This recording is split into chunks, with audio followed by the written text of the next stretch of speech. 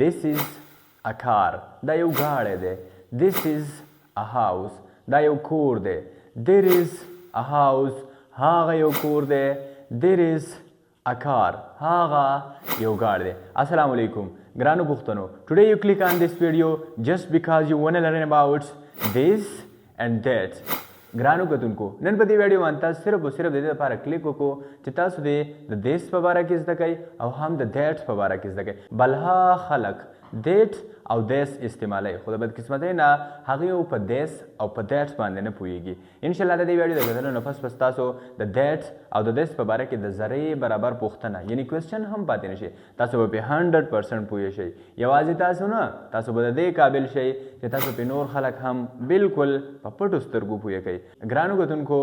this او that دې ته ویل کېږي singular demonstrative pronoun singular demonstrative pronoun هغه الفاظو ته ویل کېږي چې د هغې په مدد سره موږ یو سپیسیفیک سیز ته یو سپیسیفیک تھنګ ته یو سپیسیفیک ځای ته لا یو سپیسیفیک پرسنالټي ته اشاره کوو لکه څنګه چې موږ وایو هغه یو هلک دی هغه موټرسایکل دی هغه ګاډی دی خو بیا موږ په پښتو کې وایو دا موټرسایکل دی دا ګاډی دی دا هلک دی دې ته ویل کېږي singular demonstrative pronoun ګرانو کتونکو I don't want to waste your time more نور ستاسو ټایم ویسټ کول نه غواړو راځئ چې د singular demonstrative pronoun په باره کې زده کړو let's kick off the lesson ګرانو کتونکو اوس راځئ چې په یو با ترتیب انداز سره په یو ښایسته او په یو ښکلي انداز سره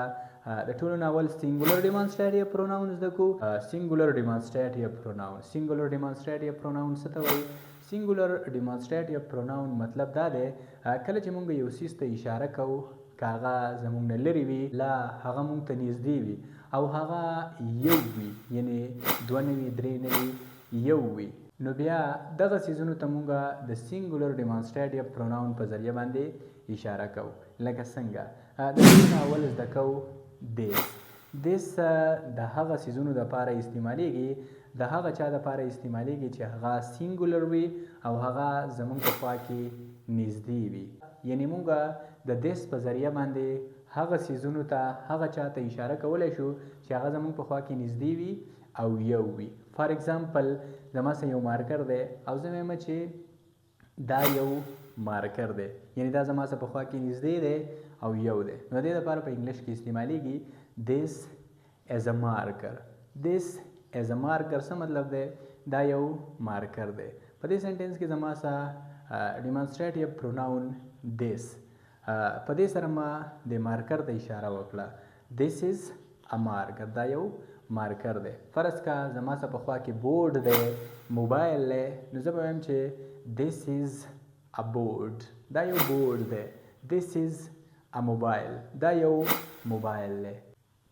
یوازې بورډ او موبایل نه یعنې د this په ترو باندې تاسو هر یو څیز ته اشاره کولی شئ چې هغه ستاسو په خوا کې نږدې وي څنګه به یې کوئ this is او بیا د هغه څیز نوم که هغه سړی وي که هغه یو څیز وي که هغه سالنونکی وي که بېسار وي خو this is او بیا د هغه څیز نوم زه امید لرم چې تاسو به په this باندې پوه شوي یئ چې this مونږ د څه دپاره استعمالوو اوس راځئ ګرانو کتونکو چې د that په باره کې هم زده کړو څنګه چې تاسو ته ما وویل چې that هم یو demonstrative pronoun دی او د دې په ذریعه باندې مونږ هم څیز ته لا یو شخص ته اشاره کولی شو خو دا مونږ کومه څیز ته او کومه شخص ته د دې په ذریعه باندې اشاره کوو په یاد ساتئ کله چې یو څیز سینګولر وي یعنی یو وي او هغه زموږ په خوا کې نه وي زموږ نه لرې وي نو بیا مونږ په دیټ باندې هغه څیز ته لا هغه شخص ته اشاره کوو لکه فار ایگزامپل که زه دلته ولاړ یم او زه ووایم چې هغه یو موټرسایکل دی یعنې زما په خوا کې نه دی زما نه لرې دی او زه وایم چې هغه یو موټرسایکل دی نو دې دپاره به بیا مونږ داسې نه وایو چې this is a motorcycle د کومې مطلب چې دی دا یو موټرسایکل دی د دې دپاره به بیا مونږ د دیټ نه کار اخلو یعنی دیټ به استعمالو او مونږ به وایو there is a motorcycle that as a motorcycle مطلب دا دی هغه یو موټرسایکل دی لا هغلته یو هلک وي نو بیا به مونږ داسې نه وایو چې this is a boy بیا به مونږ وایو that is a boy there is a house هغه یو کور دی هغه یو هلک دی there is mosque هغه جومات دی there is ګراوند هغه ګراوند دی وغیره وغیره. او دا هم د دیس په شان دی، یعنی څنګه چې تاسو ته ما وویل چې کله تاسو ته یو څیز نږدې وي او هغې ته تاسو اشاره کوئ نو بس دیس از او بیا د هغه څیز نوم. نو هم دا دیټ دغسې دی، یعنی کله چې تاسو نه یو څیز لرې وي، لا یو سړی یا یو څوک لرې وي او هغه ته تاسو اشاره کوئ، هغه سینګولر وي، نو بیا دیټ از او بیا د هغه سړي نوم، هغه شخص نوم، لا د هغه سیز نوم. زه امید لرم چې تاسو به په سینګولر ډیمانسټریټیو پروناون باندې پوه شوي یئ، کومې ته چې دیس او دیټ ویلی کېږي.